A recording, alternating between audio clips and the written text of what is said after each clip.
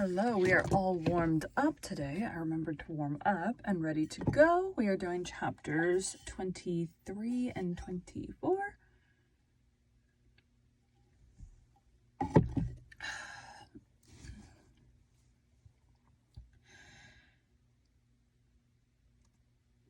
Chapter 23. Anne comes to grief in an affair of honor. Anne had to live through more than 2 weeks as it happened. Almost a month having elapsed since the liniment cake episode, it was high time for her to get into fresh trouble of some sort. Little mistakes, such as absent-mindedly emptying a pan of skim milk into a basket of yarn balls in the pantry, instead of into the pig's bucket, and walking clean over the edge of the log bridge into the brook while wrapped in imaginative reverie, not really being worth counting. A week after the tea at the manse, Diana Barry gave a party. "Small and select," Anne assured Marilla. "Just the girls in our class." They had a very good time, and nothing untoward happened until after tea, when they found themselves in the Barry garden, a little tired of all their games and ripe for any enticing form of mischief which might present itself. This presently took the form of daring. Daring was the fashionable amusement among the Avonlea small fry just then. It had begun among the boys, but soon spread to the girls, and all the silly things that were done in Avonlea that summer because the doers thereof were dared to do them would fill a book by themselves. First of all, Carrie Sloane dared Ruby Gillis to climb... My lips, I forgot to put something on them. This is a... lip oil. Typically I put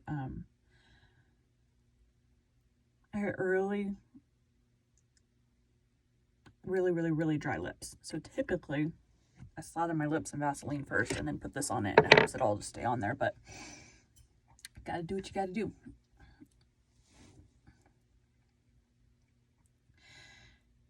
Elves. First of all, Carrie Sloane dared Ruby Gillis to climb to a certain point in the huge old willow tree before the front door, which Ruby Gillis, albeit in mortal dread of the fat green caterpillars with which said tree was infested, and with the fear of her mother before her eyes if she should tear her new muslin dress, nimbly did, to the discomfiture of the aforesaid Carrie Sloane. Then Josie Pye dared Jane Andrews to hop on her left leg around the garden without stopping once or putting her right foot to the ground, which Jane Andrews gamely tried to do but gave out at the third corner and had to confess herself defeated, Josie's triumph being rather more pronounced than good taste permitted. Anne Shirley dared her to walk along the top of the board fence which bounded the garden to the east. Now, to walk board fences requires more skill and steadiness of head and heel than one might suppose who has never tried it. But Josie Pye, if deficient in some qualities that make for popularity, had at least a natural and inborn gift, duly cultivated for walking board fences.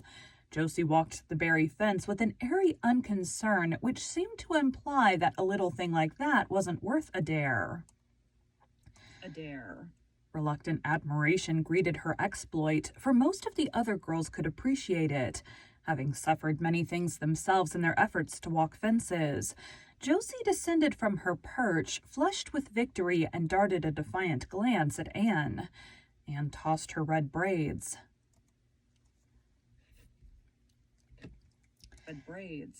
"I don't think it's such a very wonderful thing to walk a little low board fence," she said. "I knew a girl in Marysville who could walk the ridgepole of a roof." "I don't believe it," said Josie flatly. "I don't believe anybody could walk a ridgepole. You couldn't anyhow."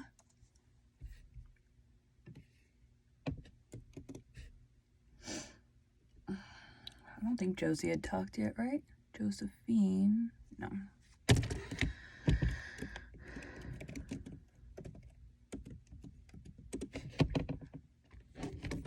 She's kind of the snotty little snot-nosed turd bag.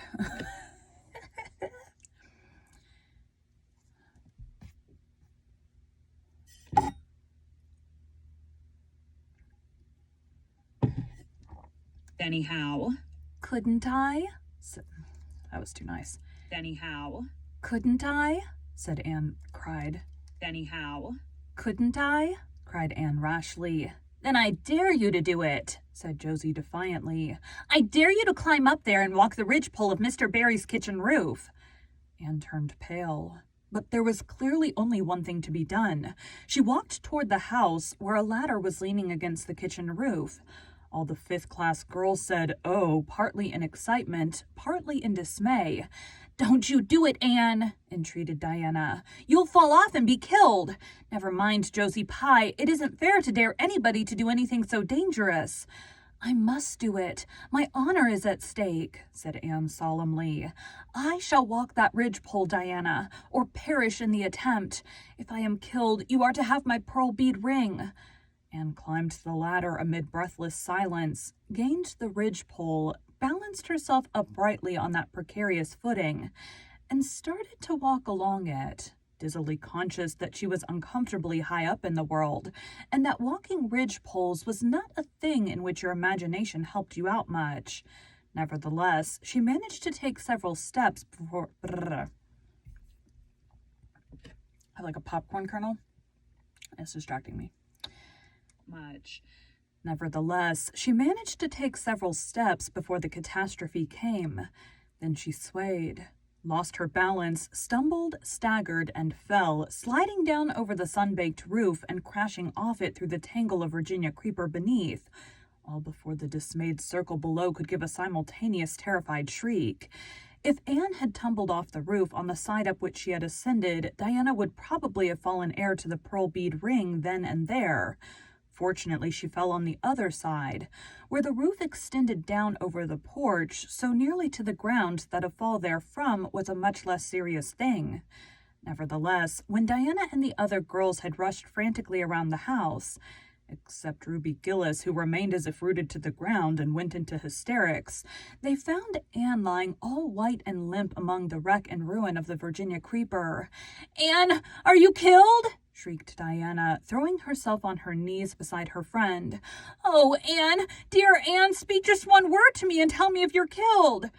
To the immense relief of all the girls, and especially of Josie Pye, who, in spite of her lack of imagination, had been seized with horrible visions of a future branded as the girl who was the cause of Anne Shirley's early and tragic death, Anne sat dizzily up and answered uncertainly, "No, Diana, I am not killed, but I think I am rendered unconscious."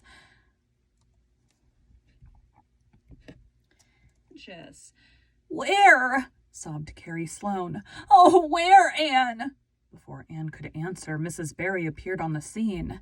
At the sight of her, Anne tried to scramble to her feet, but sank back again with a sharp little cry of pain.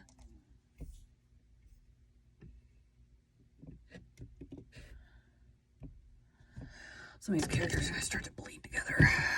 Carrie Sloane.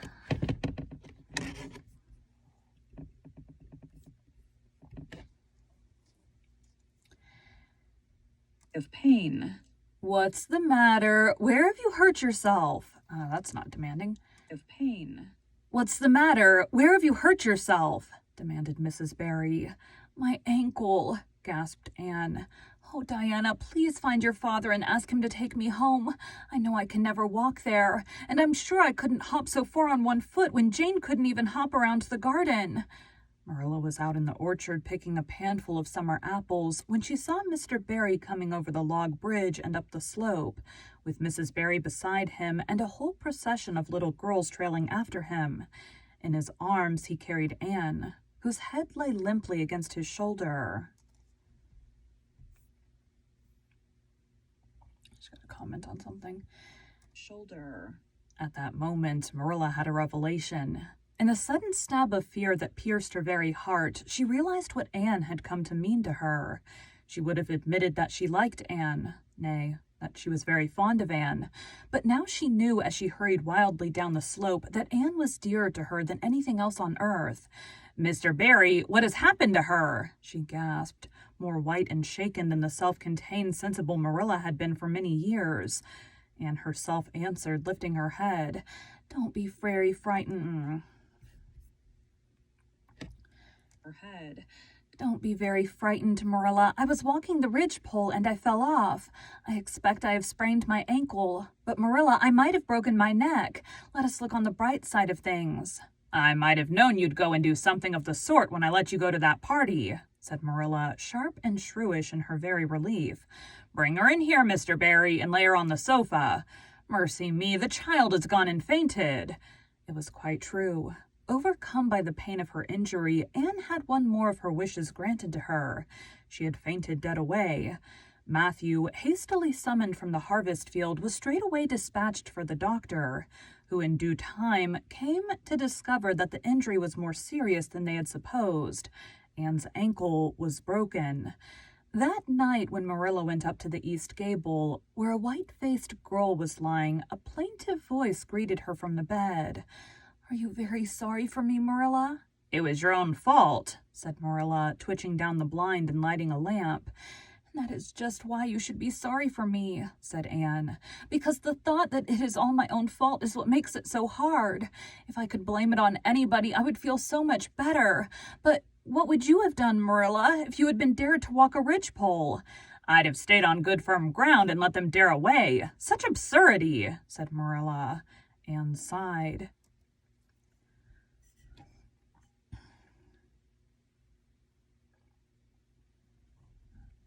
I have a project happening tomorrow, so I'm getting messages about it. Sighed. But you have such a Sighed. But you have such strength of mind, Marilla. I haven't. I just felt that I couldn't bear Josie Pye's scorn. She would have crowed. Sighed. But you have such strength of mind, Marilla. I haven't. I just felt that I couldn't bear Josie Pye's scorn. She would have crowed over me all my life. And I think I've been punished so much that you needn't be very cross with me, Marilla. It's not a bit nice to faint after all. And the doctor hurt me dreadfully when he was setting my ankle. I won't be able to go around for 6 or 7 weeks, and I'll miss the new lady teacher. She won't be new anymore by the time I'm able to go to school. And Gil, everybody will get ahead of me in class. Oh, I am an afflicted mortal, but I'll try to bear it all bravely if only you won't be cross with me, Marilla. There, I'm not cross, said Marilla. You're an unlucky child, there's no doubt about that. But as you say, you'll have the suffering of it. Here now, try and eat some supper. Isn't it fortunate I've got such an imagination? Said Anne. It will help me through splendidly, I expect. What do people who haven't any imagination do when they break their bones, do you suppose, Marilla? Marilla. Anne had good reason to bless her imagination many a time and oft during the tedious 7 weeks that followed, but she was not solely dependent on it. She had many visitors, and not a day passed without one or more of the schoolgirls dropping in to bring her flowers and books, and to tell her all the happenings in the juvenile world of Avonlea. Books. And to tell her all the happenings in the juvenile world of Avonlea. Everybody's been so good and kind, Marilla, sighed Anne happily on the day when she could first limp across the floor. It isn't very pleasant to be laid up, but there is a bright side to it, Marilla. You find out how many friends you have. Why, even Superintendent Bell came to see me, and he's really a very fine man. Not a kindred spirit, of course, but still I like him, and I'm awfully sorry I ever criticized his prayers. I believe now he really does mean them, only he's got into the habit of saying them as if he didn't. He could get over that if he'd take a little trouble. I gave him a broad... He didn't. He didn't. He could get over that if he'd take a little trouble. I gave him a good broad hint. I told him how hard I tried to make my own little private prayers interesting. He told me all about the time he broke his ankle when he was a boy. It does seem so strange to think of Superintendent Bell ever being a boy. Even my imagination has its limits, for I can't imagine that. When I try to imagine him as a boy, I see him with gray whiskers and spectacles, just as he looks in Sunday school, only small. Now it's so easy to imagine Mrs. Allen as a little girl. Mrs. Allen has been to see me 14 times. Isn't that something to be proud of, Marilla? When a minister's wife has so many claims on her time. She is such a cheerful person to have visit you, too. She never tells you it's your own fault, and she hopes you'll be a better girl on account of it. Mrs. Lynde always told me that when she came to see me, and she said it in a kind of way that made me feel like she might hope I'd be a better girl if I didn't really believe I would. Even Josie Pye came to see me. I received her as politely as I could, because I think she was sorry she dared me to walk a ridgepole. If I had been killed, she would have had to carry a dark burden of remorse all her life. Diana has been a faithful friend. She's been over every day to cheer my lonely pillow. But oh, I shall be so glad when I can go to school, for I've heard such exciting things about the new teacher. The girls all think she is perfectly sweet. Diana says she has the loveliest fair curly hair and such fascinating eyes. She dresses beautifully, and her sleeve puffs are bigger than anybody else's in Avonlea. Every other Friday afternoon, she has recitations, and everybody has to say a piece or take part in a dialogue. Oh, it's just glorious to think of it. Josie Pye says she hates it, but that it's just because Josie Pye has so little imagination. Diana and Ruby Gillis and Jane Andrews are preparing a dialogue called A Morning Visit for next Friday. And the Friday afternoons they don't have recitations. Miss Stacy takes them all to the woods for a field day, and they study ferns and flowers and birds. And they have physical culture exercises every morning and evening. Mrs. Lynde says she never heard of such goings-on, and it all comes of having a lady teacher. But I think it must be splendid, and I believe I shall find that Miss Stacy is a kindred spirit. "There's one thing plain to be seen, Anne," said Marilla, "and that is that your fall off the Barry roof hasn't injured your tongue at all." All right, I'm going to answer messages and then get one more done. Thanks, guys.